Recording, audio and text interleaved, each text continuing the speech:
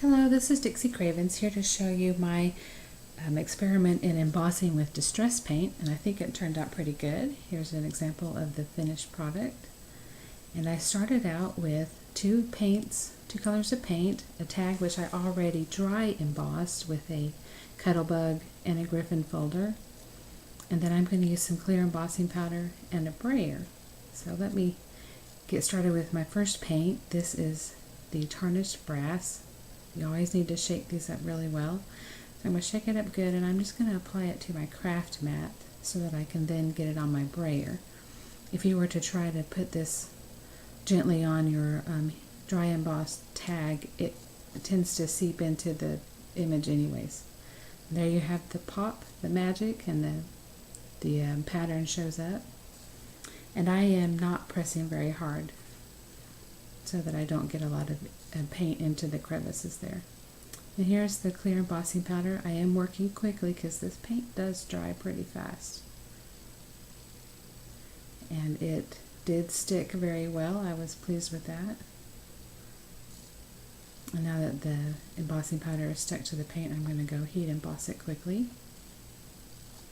And there you can see as it shines back at you, the clear embossing powder on top of the tarnished brass paint. And here is the chipped sapphire paint, and I am adding this directly to the tag. I am adding it, I want good coverage, but I don't want it to be pooling down on the tag. And my thinking was that I could fill in some of those white spots with a damp paper towel, just kind of rub it off of the embossing and into those crevices, and you see that it didn't really work. And I probably could have just sprayed the tag and the paint would have moved around some. It is water reactive like all the other distress products. But I decided to not take the chance of an unexpected result and just add more paint. So I just added it to those little spots that were still showing up white. And then I'll just buff it in, make sure I've got good coverage.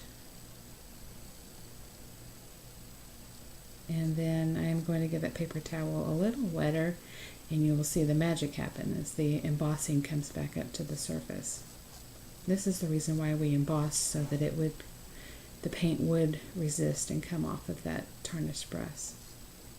Here's a close-up so you can see what it looks like. And that is the end of the technique. I'm just going to add a little bit of tarnished brass around the edges to finish it off, and to give it a little bit of an aged look. And then we will be ready to add to it and finish it up. So here I have some Prima flowers. The white flowers are Prima, and the green leaves are actually a larger Prima flower that has been sprayed with glimmer mist, and I had that just left over from another project. And then some wood Veneer words by Studio Calico. It was in a packet with a bunch of typewriters, if that helps you find it. And then this cool ribbon pack from Michaels. I like this little fringe here. Thought it would be cool on the bottom. So I'm ready to start sticking it all down now. I'm using glossy accents. I love to use glossy accents, especially on projects that have a lot of texture, because the glossy accents kind of seeps down into the texture and holds everything in place. So I'm just adding it generously to that flower and helping that flower open up a little bit.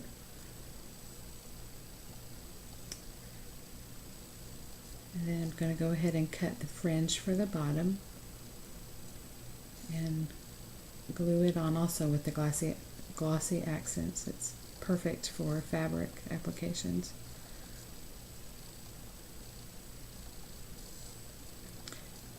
And just trim off the extra, and it's starting to look like a cool tag. And those words need some paint, and all of the distress products color wood veneers perfectly. It's just amazing to watch the wood take any of the distress products. I'm going to apply paint. I'm just kind of dabbing it on, and then I thought I would go ahead and put my ribbon on top and let those words dry.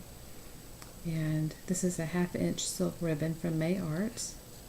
And I just keep getting that tag into that wet paint, so I'm going to move them out of the way. Just twisting it so it will fit through the hole there. And I'm going to make a loop and then pull the tails through. And I got those tails through and thought, boy, this really needs a bow. And so I'm just going to add a bow quickly here to the top. Nothing fancy. And then I will go back and cut off the excess tail and the parts where it got into the paint.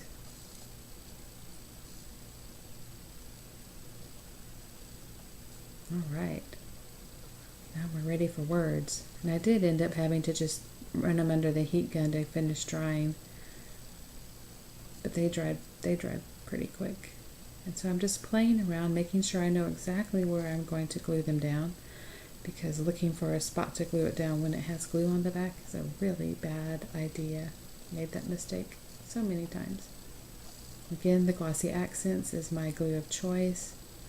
It's thick, it gets into all those crevices, and it sticks really well. And there you have it. It's all put together and ready to be gifted. Here's a close-up and then some still shots of the finished product. Here on the next one you can kind of see the shine from the metallic paint. Well, thanks for watching. This is Dixie with DC Papercraft. I am on Facebook and Google Plus and my blog, where you can leave